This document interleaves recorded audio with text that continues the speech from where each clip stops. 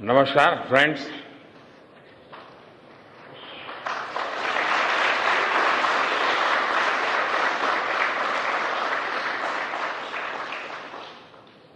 आप सभी के बीच आकर आज एक अलग ही खुशी महसूस कर रहा हूं। शायद ऐसी खुशी बहुत रेयर ओकेजन होते हैं जब तन मन खुशियों से भर गया हो। और व्यक्ति के जीवन में कई बार ऐसी घटनाएं घटती हैं कि वो बेसब्री हावी हो जाती है। इस बार मेरे साथ भी ऐसा ही हुआ है। इतनी बेसब्री,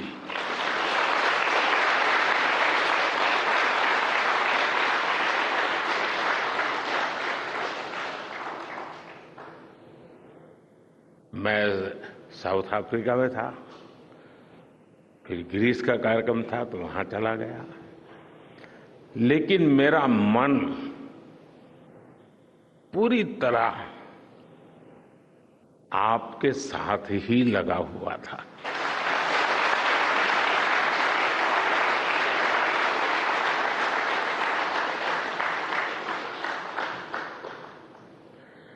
लेकिन कभी कभी लगता है कि मैं आप लोगों के साथ अन्याय कर देता हूं।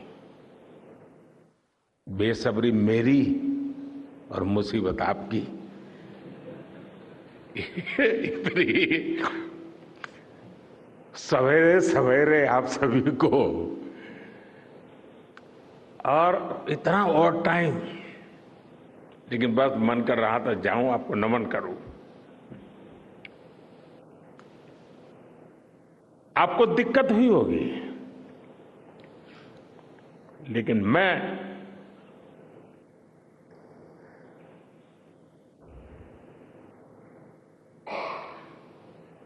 भारत में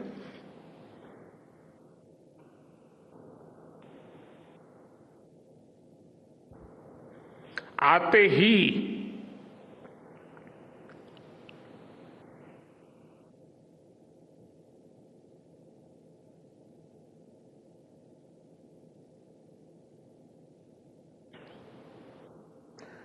जल्द से जल्द आपके दर्शन करना चाहता था।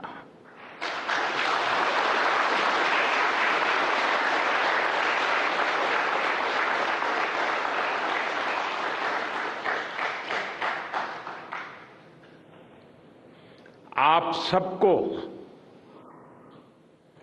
सैल्यूट करना चाहता था।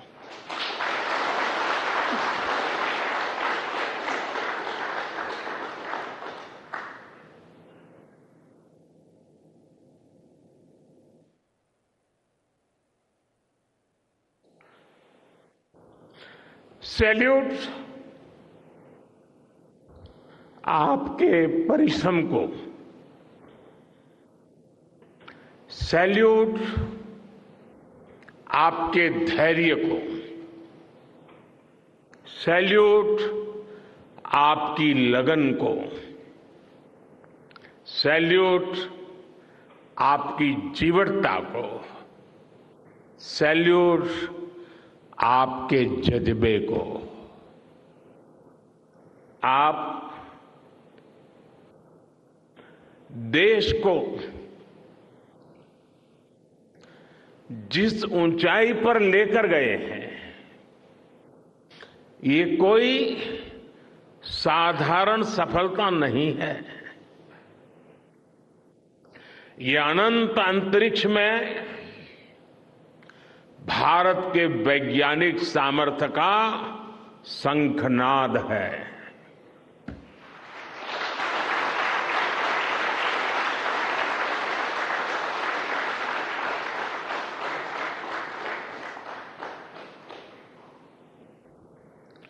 India India is on the moon.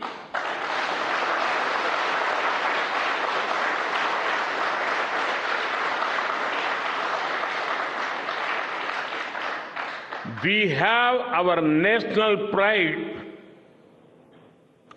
placed on the moon.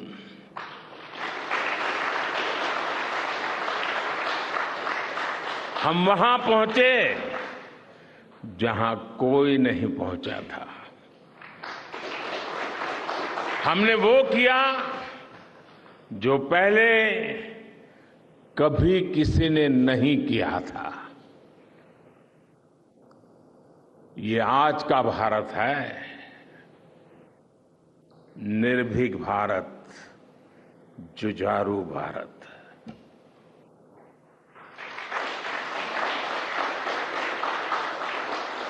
ये वो भारत है जो नया सोचता है, नए तरीके से सोचता है, जो डार्क जोन में जाकर भी दुनिया में रोशनी की किरण फैला देता है।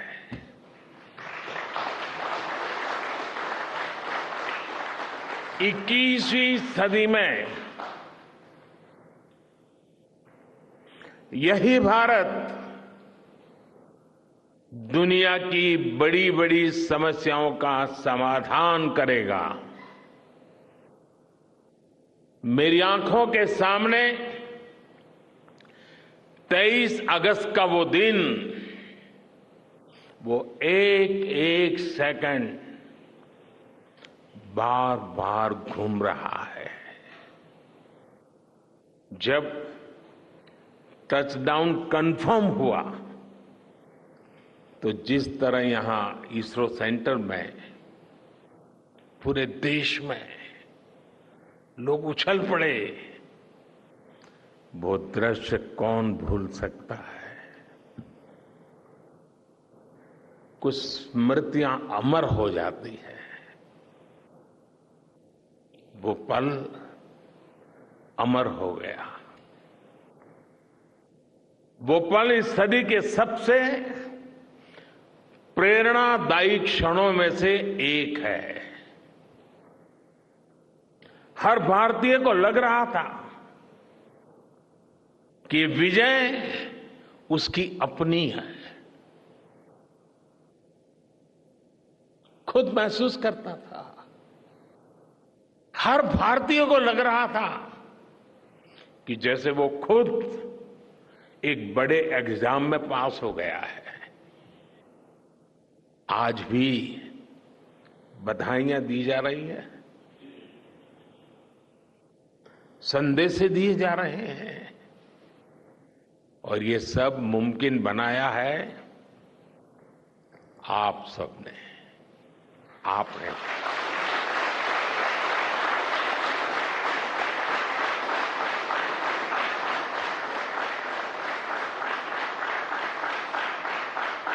देश के मेरे वैज्ञानिकों ने ये मुमकिन बनाया है। मैं आप सबका जितना गुणगान करूं वो कम है।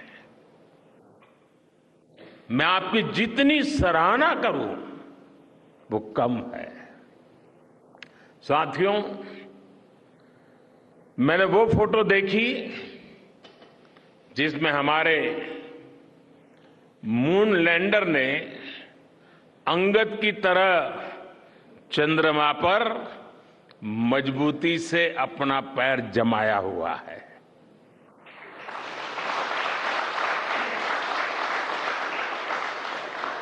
एक तरफ विक्रम का विश्वास है तो दूसरी तरफ प्रज्ञान का पराक्रम है।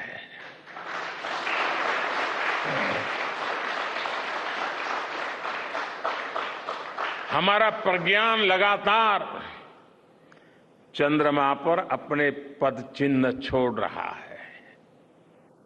अलग अलग कैमरों से ली गई जो तस्वीरें अभी रिलीज हुई और मुझे देखने का सौभाग्य मिला, वो अद्भुत है। मानव सभ्यता में पहली बार धरती के लाखों साल के इतिहास में पहली बार उस स्थान की तस्वीर मानव अपनी आंखों से देख रहा है। और ये तस्वीर दुनिया को दिखाने का काम भारत ने किया है।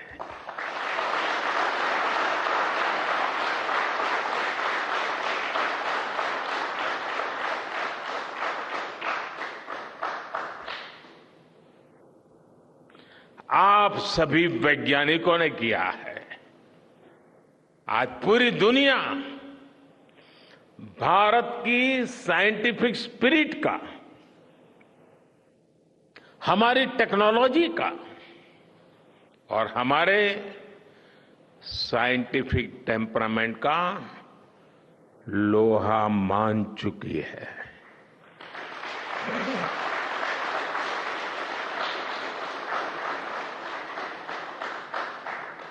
चंद्रयान महाअभियान सिर्फ भारत की नहीं बल्कि पूरी मानवता की सफलता है।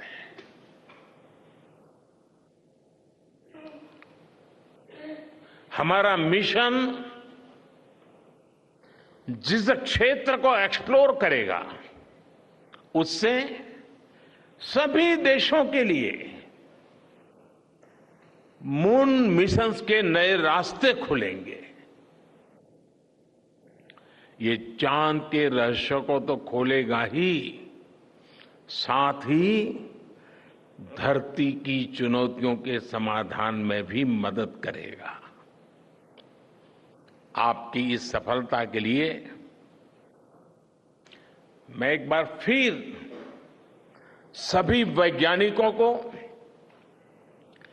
टेक्नीशियंस, इंजीनियर्स और चंद्रयान महाअभियान से जुड़े सभी सदस्यों को बधाई देता हूं।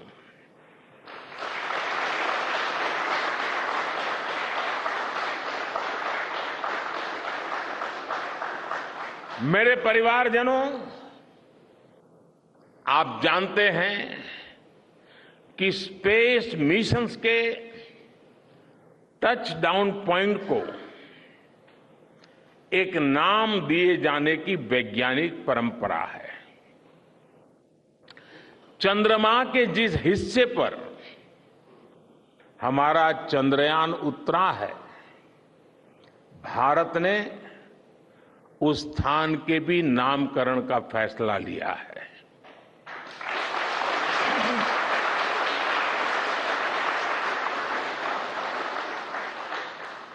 जिस स्थान पर चंद्रयान 3 का मून लैंडर उतरा है, अब उस पॉइंट को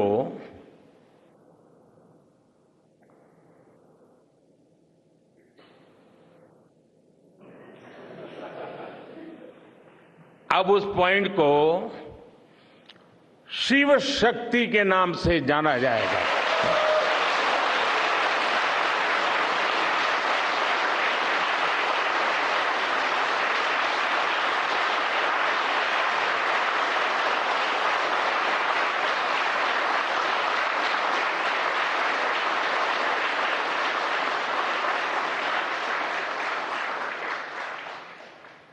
शिव में मानवता के कल्याण का संकल्प समाहित है और शक्ति से हमें उन संकल्पों को पूरा करने का सामर्थ्य मिलता है। चंद्रमा का शिव शक्ति पॉइंट हिमालय से कन्याकुमारी से जुड़े होने का बोध कराता है।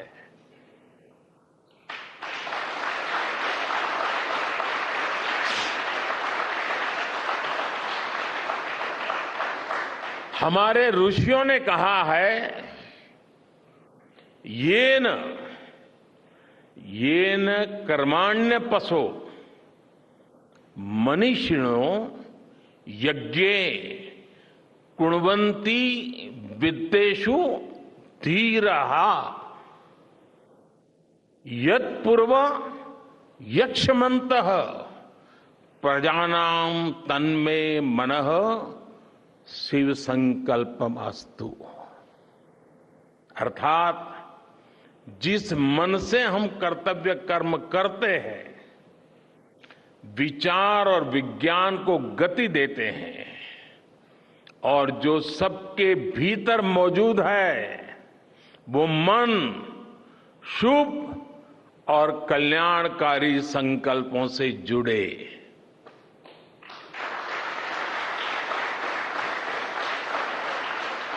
मन के इन शुभ संकल्पों को पूरा करने के लिए शक्ति का आशीर्वाद अनिवार्य है, और ये शक्ति हमारी नारी शक्ति है।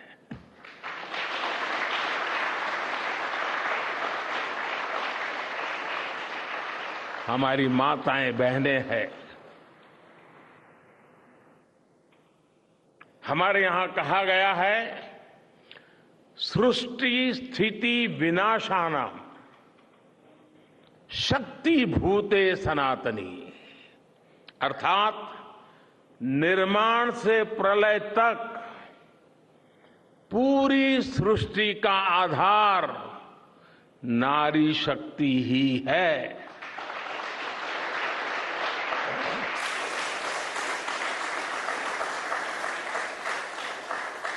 आप सबने देखा है, चंद्रयान 3 में देश ने, हमारी महिला वैज्ञानिकों ने,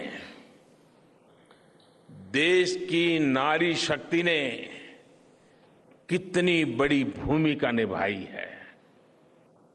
चंद्रमा का शिव शक्ति पॉइंट सदियों तक भारत के इस वैज्ञानिक और दार्शनिक चिंतन का साक्षी बनेगा।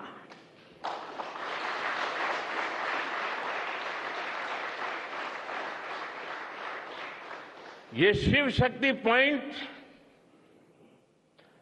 आने वाली पीढ़ियों को प्रेरणा देगा कि हमें विज्ञान का उपयोग मानवता के कल्याण के लिए ही करना है। मानवता का कल्याण, यही हमारा सुप्रीम कमिटमेंट है। साथियों,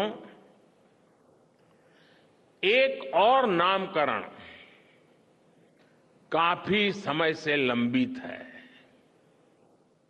4 साल पहले जब चंद्रयान 2 चंद्रमा के पास तक पहुंचा था, जहां उसके पदचिन्ह पड़े थे, तब ये प्रस्ताव था कि उस स्थान का नाम तय किया जाए। लेकिन उन परिस्थितियों में निर्णय लेने के स्थान पर हमने प्रण लिया कि जब चंद्रयान 3 सफलतापूर्वक चांद पर पहुंचेगा, तब हम दोनों पॉइंट का नाम एक साथ रखेंगे।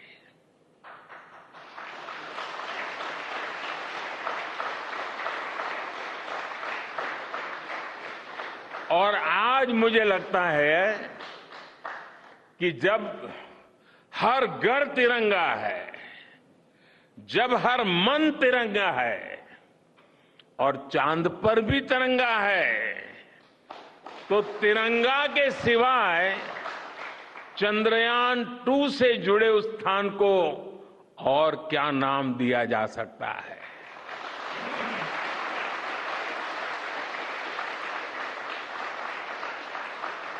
इसलिए चंद्रमा के जिस स्थान पर चंद्रयान 2 ने अपने पदचिन्ह छोड़े हैं, वो पॉइंट अब तिरंगा कहलाएगा।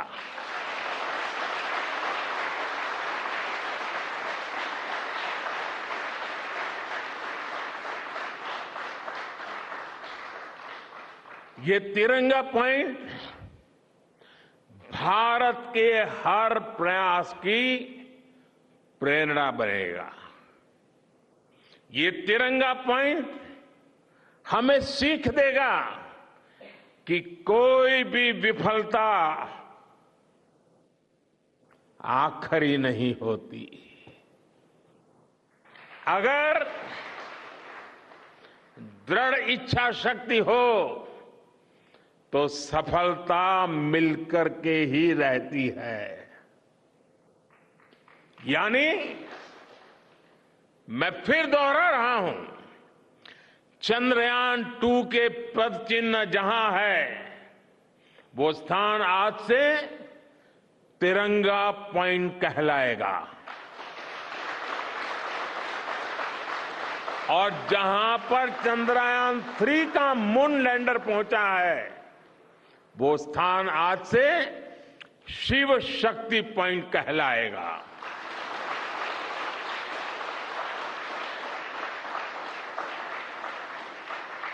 साथियों, आज भारत दुनिया का चौथा ऐसा देश बन चुका है जिसने चंद्रमा की सतह को छुआ है। ये सफलता तब और अधिक बड़ी हो जाती है जब हम ये देखते हैं कि भारत ने अपनी यात्रा कहां से शुरू की थी। एक समय था जब भारत के पास जरूरी तकनीक नहीं थी, सहयोग भी नहीं था। हमारी गिनती थर्ड वर्ल्ड यानी थर्ड रो में खड़े देशों में होती थी। थर्ड वर्ल्ड थर्ड रो में खड़े हुए लोगों में होती थी। वहां से निकलकर आज भारत दुनिया की 5वीं सबसे बड़ी अर्थव्यवस्था बना है।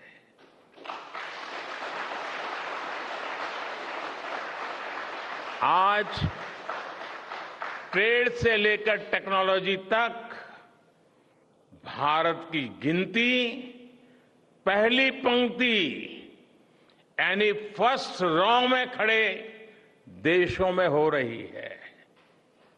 यानी थर्ड रो से फर्स्ट रो तक इस यात्रा में इसरो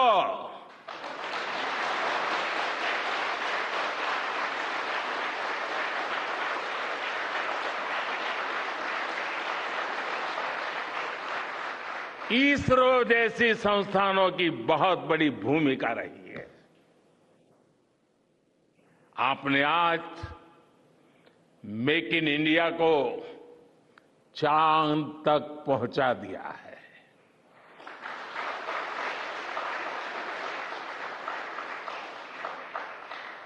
मेरे परिवारजनों, मैं आज आपके बीच आकर विशेष तौर पर देशवासियों को आपकी मेहनत के बारे में बताना चाहता हूं।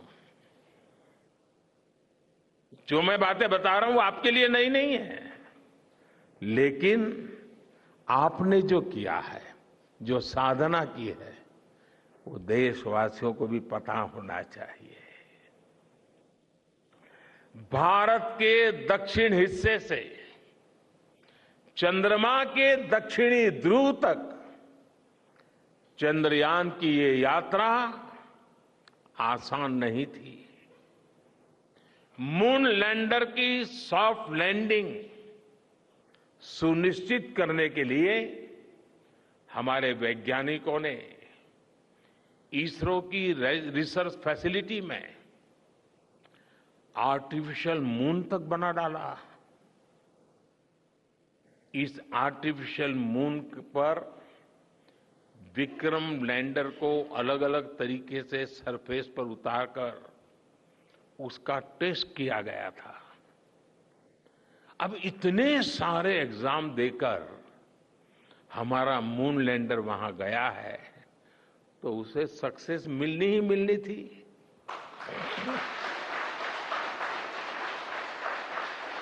साथियों, आज जब मैं देखता हूं कि भारत की युवा पीढ़ी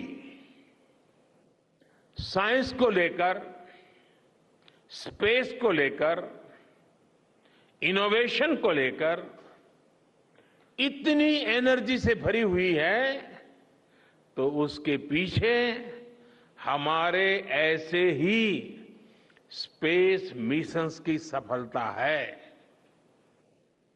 मंगलयान की सफलता ने, चंद्रयान की सफलता ने, गगनयान की तैयारी ने देश की युवा पीढ़ी को एक नया मिजाज दे दिया है।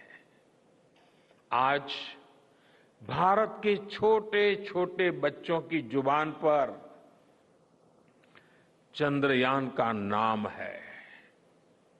आज भारत का हर बच्चा आप वैज्ञानिकों में अपना भविष्य देख रहा है। इसलिए आपकी उपलब्धि सिर्फ ये नहीं है कि आपने चांद पर तिरंगा लहराया, लेकिन आपने एक और बड़ी उपलब्धि हासिल की है, और वो उपलब्धि है भारत की पूरी पीढ़ी को जागृत करने की, उसे नई ऊर्जा देने की।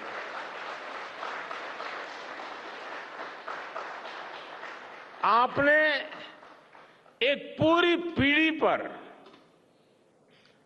अपनी इस सफलता की गहरी छाप छोड़ी है। आज से कोई भी बच्चा रात में जब चंद्रमा को देखेगा तो उसको विश्वास होगा कि जिस हौसले से मेरा देश चांद पर पहुंचा है, वही हौसला, वही जज्बा उस बच्चे के भीतर भी है, उस युवा के भीतर भी है। आज आपने भारत के बच्चों में आकांक्षाओं के जो बीज बोए हैं, कल वो वट वृक्ष बनेंगे और विकसित भारत की नींव बनेंगे।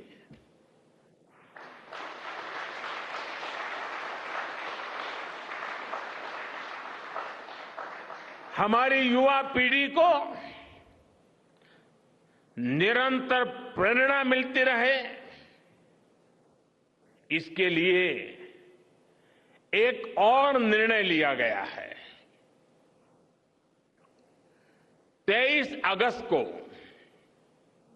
जब भारत ने चंद्रमा पर तिरंगा फहराया, उस दिन को अब हिंदुस्तान नेशनल स्पेस डे के रूप में मनाया जाएगा।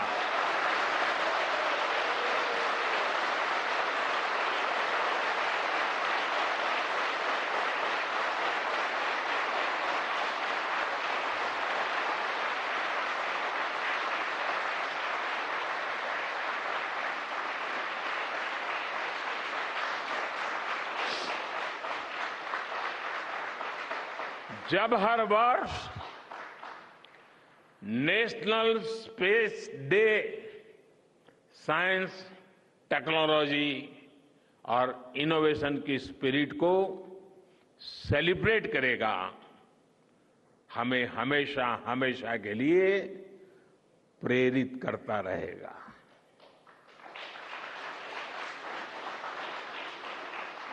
मेरे परिवारजनों, आप भी जानते हैं कि स्पेस सेक्टर का जो सामर्थ्य है, वो सैटेलाइट लॉन्च करने या अंतरिक्ष की खोज से कहीं ज्यादा बड़ा है।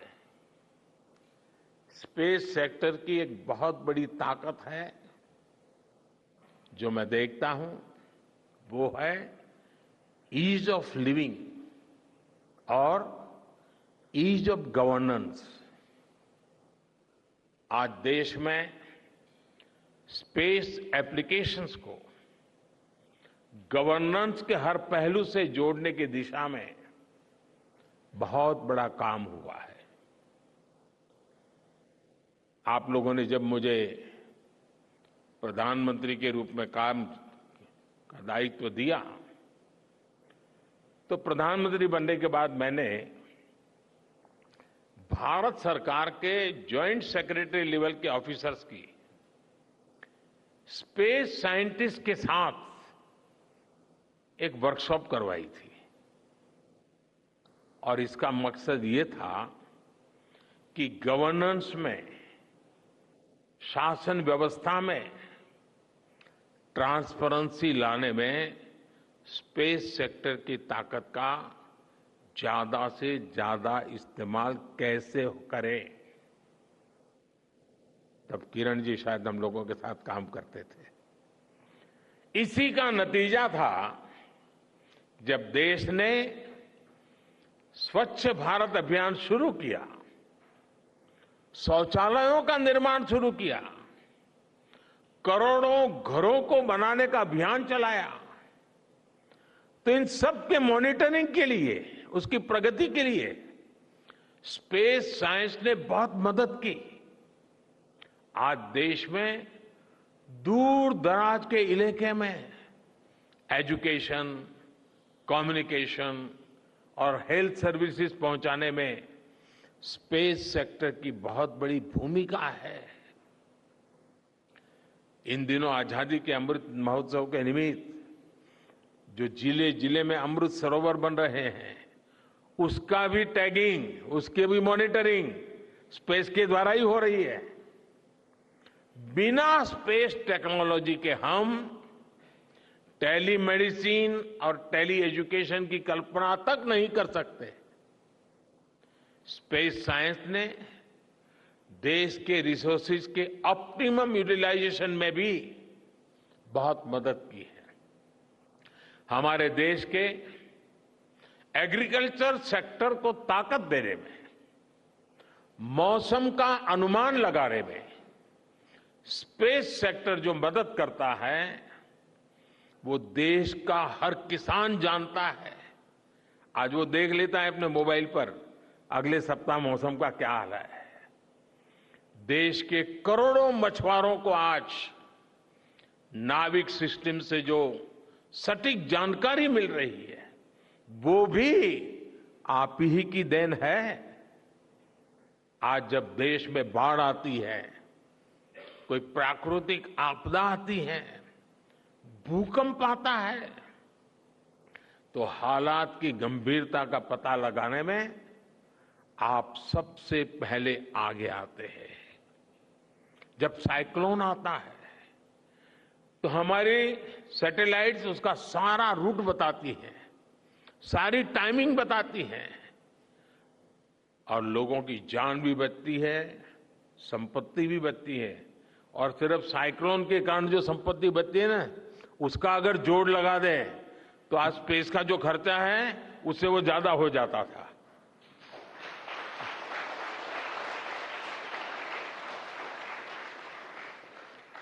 हमारे PM Gati Shakti national master plan का आधार भी स्पेस टेक्नोलॉजी ही है।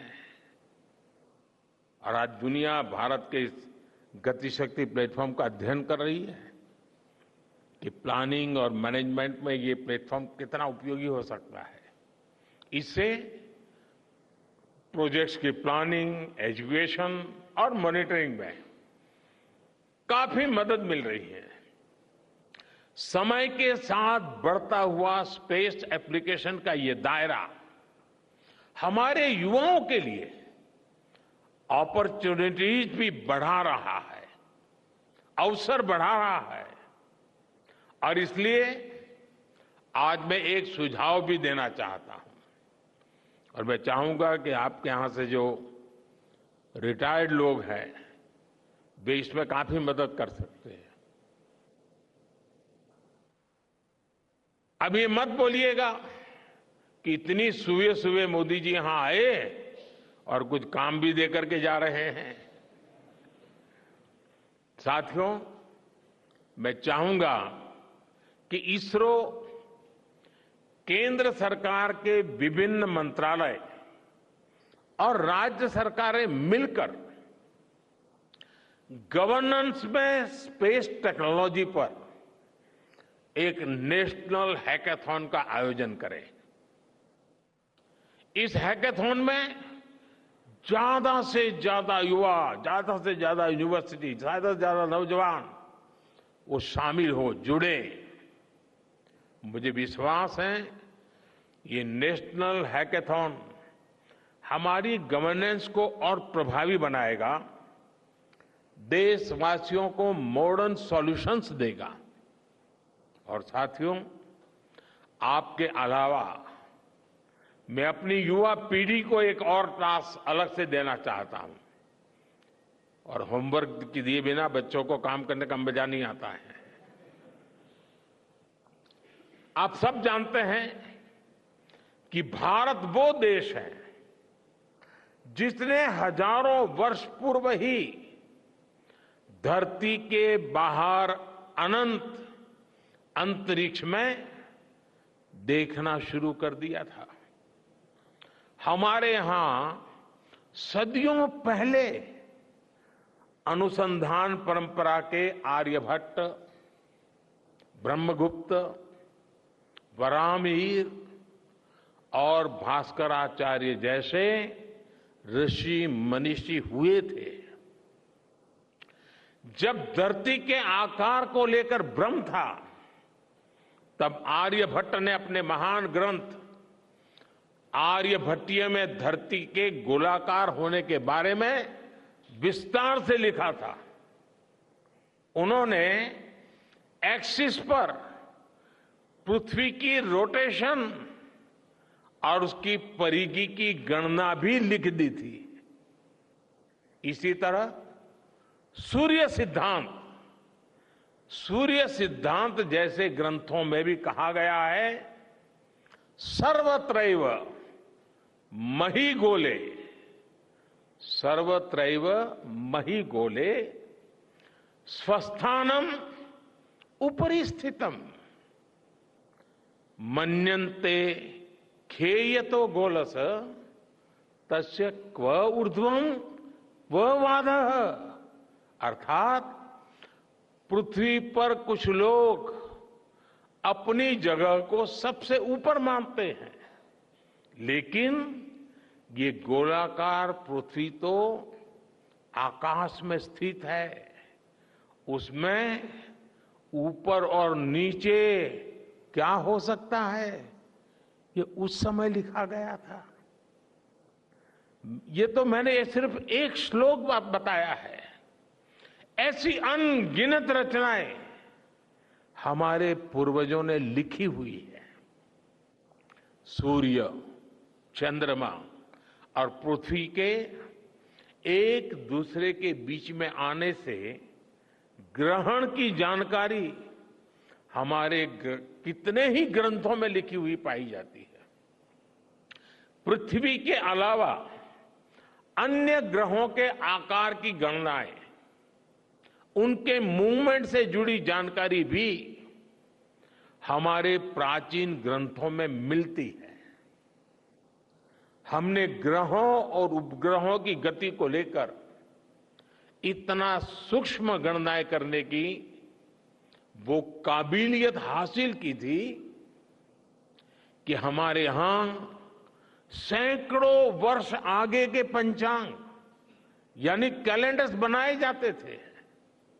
इसलिए मैं इससे जुड़ा एक टास्क अपनी नई पीढ़ी को देना चाहता हूं, स्कूल कॉलेज के बच्चों को देना चाहता हूं। मैं चाहता हूं कि भारत के शास्त्रों में जो खगोलीय सूत्र है, उन्हें साइंटिफिकली प्रूव करने के लिए, नए सिरे से उनके अध्ययन के लिए नई पीढ़ी आगे आए। ये हमारी विरासत के लिए भी जरूरी है और विज्ञान के लिए भी जरूरी है। आज जो स्कूल के, कॉलेज के, यूनिवर्सिटी के स्टूडेंट्स हैं, रिसर्चर्स हैं, उन पर एक तरह से ये दोहरा दायित्व है। भारत के पास विज्ञान के ज्ञान का जो खजाना है वो गुलामी के लंबे कालखंड में दब गया है, छिप गया है।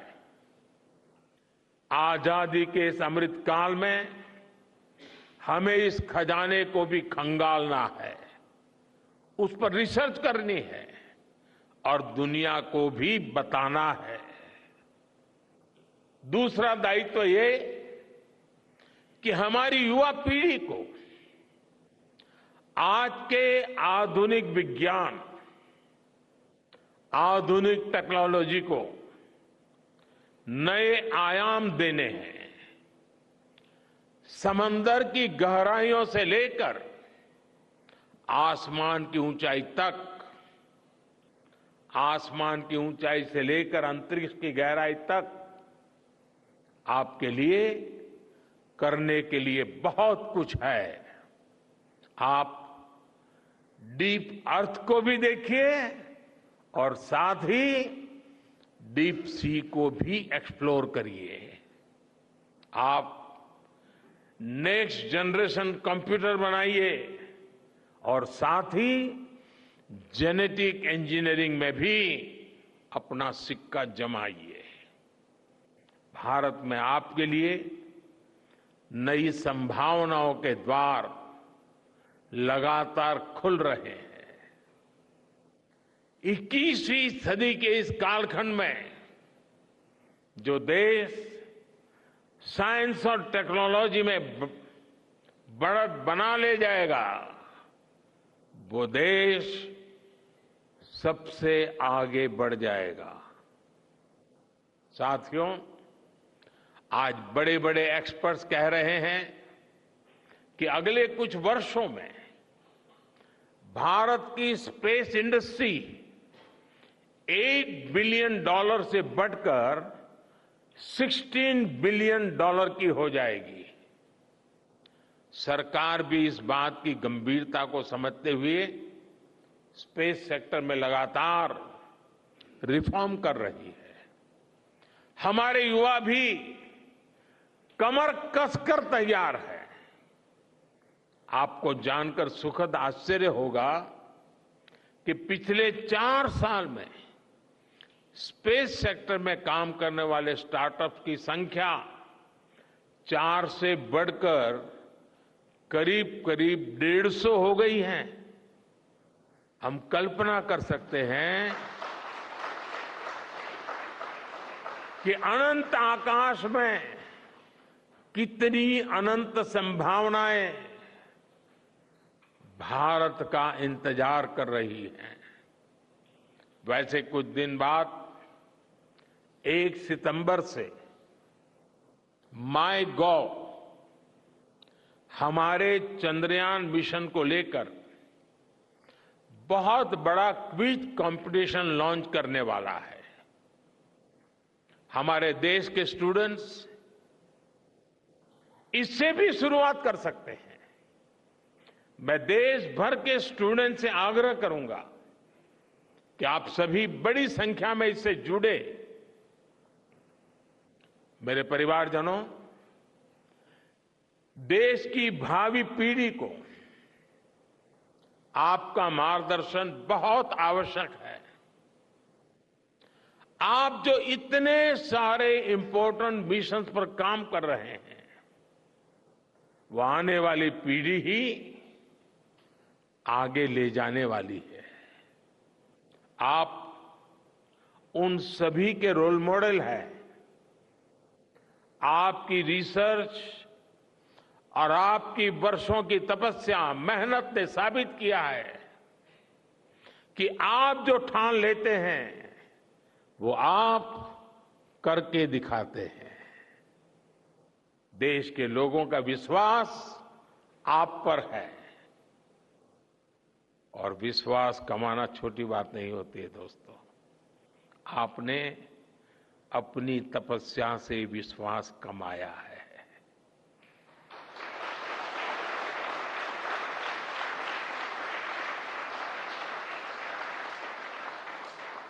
देश के लोगों का आशीर्वाद आप पर है। इसी आशीर्वाद की ताकत से, देश के प्रति इसी समर्पण भाव से भारत साइंस एंड टेक्नोलॉजी में ग्लोबल लीडर बनेगा। और मैं आपके बीच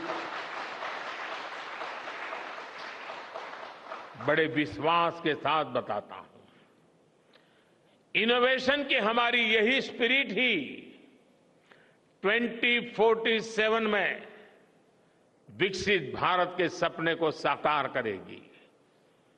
इसी विश्वास के साथ मैं फिर एक बार आप सबके दर्शन करके पावन हुआ हूं। देशवासी गौरव से भरे हुए हैं। सपने बहुत तेजी से संकल्प बन रहे हैं और आपका परिश्रम उन संकल्प को सिद्धि के तक ले जाने के लिए बहुत बड़ी प्रेरणा बन रहा है।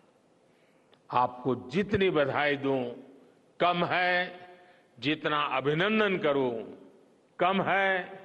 मेरी तरफ से, करोड़ों करोड़ों देशवासियों की तरफ से, दुनिया भर की साइंटिफिक कम्युनिटी की तरफ से अनेक अनेक धन्यवाद, बहुत बहुत शुभकामनाएं। भारत माता की, भारत माता की, भारत माता की। धन्यवाद।